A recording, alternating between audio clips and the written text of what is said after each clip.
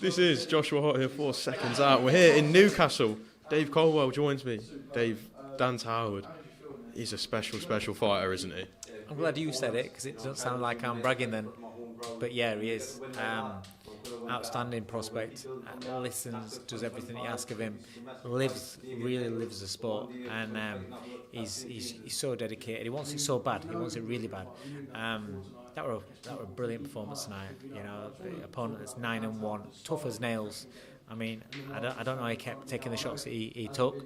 Especially the body shot right in the solar plexus. He was facing at me, and as he collapsed onto the ring, I saw the shot land, and I saw the face, and I thought, fight's done. And I'm thinking that's it. And then he gets up. I was like, what? I can't believe it. And then he was pissed off at the end of the fight. You know, he tough nails. Sometimes you got to be careful in who you bring in, and when you bring in people like that, you know it's going to be a tough night, and a lot of pressure on Dan's shoulders tonight, fighting in Newcastle for the first time. And the way he dealt with it and the way he went out there was so composed. It does have all the minerals to be a fighter that can really go on to do great things in this sport, doesn't it? Yeah. We talk a lot about composure. I'm a big believer in mentality, and a big believer in discipline of the mind, and that leads to composure under pressure in certain situations, whether it's a positive, an excitement situation where you've got a man hurt, or it's one where you're under pressure yourself. You've got to be composed to make the right decisions. And he was brilliant because, like you say, coming out, home crowd, a lot of expectations. They're looking for a new hero here in boxing, and you know, people are pointing fingers at him. But tonight he had to deliver because he's here, and he handled it really well. He did everything that I wanted him to. Everything. There's nothing that I can pick a fault at him. Little adjustments he made in the fight, and then when the Colombian wanted to put it on him and had a go, you could see he was giving it a go, trying to change the shift direction of fight. That's what happens when you've got a winning record. You don't just accept that you're in and you're going to get beat. You give it a really go. And then yeah, so he handled those moments, and then put him back in his box, and then I said to him, right, start turning the screw now, and he did. Brilliant.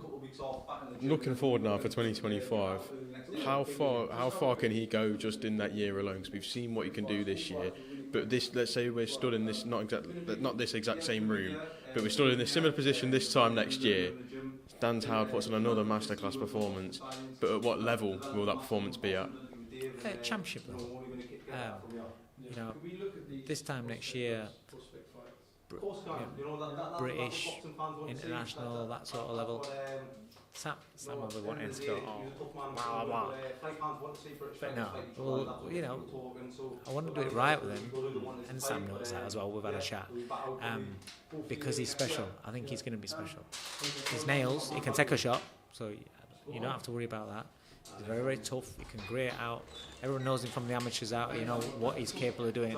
But the evolution of his pro style is very, very impressive, and it's only going to get better. You know, it's only going to get better. Just looking at another fighter in the gym, Lerone Richards. He does have a fight date, December 14th. How good is it just to get him back in the ring first one, get him back under? I lost my words there. It's very important. It's very important just to get him out. Just, you know, he's he's had a frustrating career, and now it's just a case of getting out, get back under the lights, get a win, and then next year is a very important year for him. Sam Jones causing havoc. Yeah, I'm slagging you off. See, not for this channel. Nothing wrong with these microphones here. We're just professionals over here at Seconds Out. Dave, just to quickly want to get your reaction. Last Friday we saw a mental type of event, an event that if we sat here this time last year and spoke about it, we'd be thinking we're all stupid. But Jake Paul and Mike Tyson did in fact share 8 rounds of professional boxing with each other last week. From what you saw in the 8 rounds that they shared, what did you make of it when it was all said and done? It went how you should have expected it to have gone. I think anyone that expected more from Mike Tyson, that's 58 years old, that hasn't been in a professional fight for nearly 20 years, hasn't won a professional fight for over 20 years, and he's quite publicly said that he spent the majority of these last couple of decades smoking weed and doing other shit, if you think that he's going to be in a better shape than what he was, then you're as deluded as Jake Paul is when he talks about, you know, I think he mentioned that it could be any version of Mike Tyson. So it was sad. It was really sad. But even when he was on the scales, everyone was saying, "Oh, he looks fantastic." It's fantastic for a 58-year-old. A guy that's nearly 60. It's fantastic. But I thought when he walked out to the ring, it wasn't the menacing Mike Tyson. Even the eyes. They always say the eyes don't lie. And the eyes weren't the menacing Mike Tyson. The eyes were of a guy that was. He looked sad. It looks, you know, he looked sad. It looked sad, you know. And yeah, listen, Jake Paul's done a fantastic job at what he does. Unbelievable. He's the best at what he does. You know, he chats more shit than Sam Jones. He's good. Imagine a press conference. Imagine a press conference with Jake Paul and Sam Jones on the same table. He'll be creaming it if he's at tables and fucking Jake Paul him. Fucking hell! Don't say that. Don't put ideas in his head. Yeah, he's very good at what he does. Is Jake Paul. And if you're on his shows, you make a lot of money. So he's fantastic for people. Serrano and Katie Taylor making unbelievable amounts of money. The fact that he got boxing onto Netflix, got 60 million plus eyes on boxing, fucking unbelievable. Take me out of time. Amazing. And there's so many good points. For me, it just spoils it with the fact that he doesn't actually fight real. He doesn't have a real professional fight. Don't tell me that was a professional fight. I don't care which commission, Texas, fucking commission sanctioned it as a professional fight. 8 2s and 14-ounce gloves on. Come on. Boxing's 8 or 10-ounce gloves, not 14-ounce gloves. So it's not really a professional fight. It was a professional fight because they got paid a bag load of money and knew that the world's eyes were all going to be on it. So it's great when he's doing exhibitions.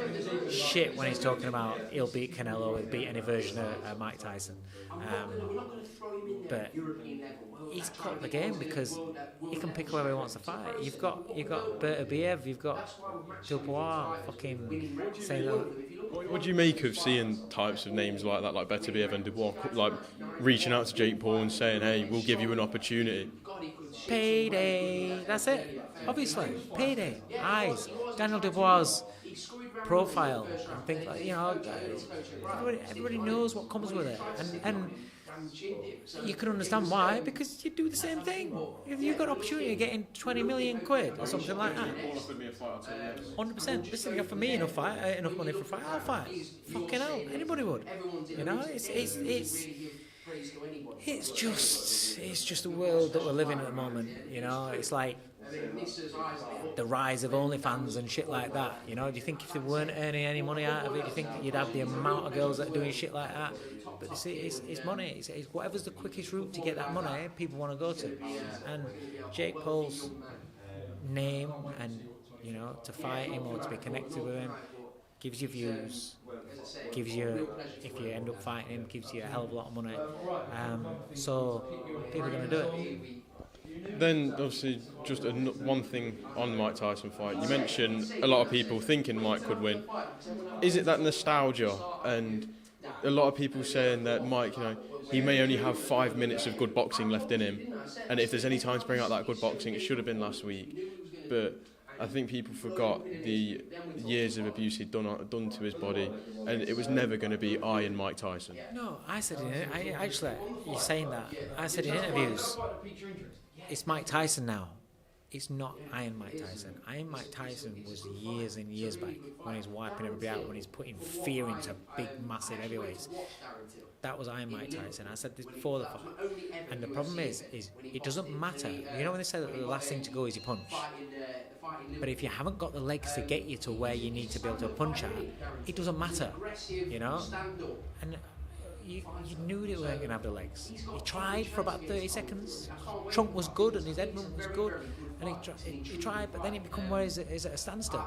And you knew Jake Paul was just going to move around, not take no chances, and win the fight, and he did. So yes, nostalgia, 100%. You know, it's Mike Tyson. It's iconic. A ring walk even of Mike Tyson walking to the ring. It's part of boxing history. So that's why it's sad. You know, it is sad. Just lastly, we saw a press conference on Tuesday take place in London between Tommy Fury and Darren Till, a fight that no one expected when the Southland said they had a big announcement last Sunday, but an announcement that went down very well. Everyone seems to be very interested. If they weren't interested before Tuesday, they certainly are now. What do you make of this matchup and this new approach that Tommy Fury's taken down? It links to your last point. Is it a new approach for Jake Paul? So I think Tommy's been really smart. He's got a high profile. He's got a lot of money, but he's the majority of his fame and his money is probably coming down that kind of famous celebrity route. And in influencer boxing, he's a perfect fit. You know, he's not, without being disrespectful to him, he's never going to be a world champion. It's not that level, you know. So it's like, why would you want your son or somebody you care about? This game's hard. It's brutal, right? If you haven't got an angle, a name, or something like that, you have to fight your way through it. If you're going to be doing it, you need to be getting paid the best that you can for your ability. In influencer boxing, he's cracked it. It's a big fish, and the whole Darren Till thing in Misfits, I think it's a really good fit. I don't mind it because it's their own lane. You know what? I know Tommy said before. I think it was after he fought Jake Paul. I think he mentioned, the goal is still to be world champion. Drop that, because it's not. Because otherwise you'd be having real fights to take you towards being a world champion. Drop that. This is, you know, bag the money, fucking have a great crack, enjoy what you're doing, and the showbiz of it all, because it's a great fit. And just drop saying you want to be world champion because you'd like to be, but you don't really want it as much as what you're doing now. So when he's in this field, I think it's great. You know, Darren Till's come out of UFC, I believe, and I don't know because I'm not a UFC fan, but I believe he's not a UFC fighter anymore. So he's come into this space now, and his name and what he's done and achieved with his career, it's made him, it's a perfect fit for this. So I don't mind it in the Misfits world. It's when they start shouting out about trying to cross over into and then calling out like the best in the boxing world that it pisses me off. Who do you believe wins out of Tommy Fury and Darren Till, very quickly? I don't know, because I'll be honest with you, because I've like literally seen 2 UFC fights in my life. In fact, yeah, I seen, because we were in Chicago at the time when Conor McGregor got beat. I think it was the first time he got beat. That's it. So I saw that one, and I was excited to watch Conor McGregor live, and he got beat. And I was gutted about that. But then I think the only other fight I watched was, I can't even remember the guy's Dustin or something like that. Yeah, was it like a real bad war? It was like a wicked fight, and then he had a rematch. I don't know what that was again. That's it. Because Josh Windass told me you've got to watch this fight. Because I saw the build-up for the rematch, so I watched the first fight, and I never ended up watching the second fight. But they're the only 2 fights I've ever seen, so I don't know how good Darren Till is. So I won't be able to tell you who wins that fight. Fair enough. Dave, I'm going to let you go now. Thank you very much for your time. Congratulations on another great performance from someone in your stable, and I'm sure we'll catch up again very, very soon. Cheers.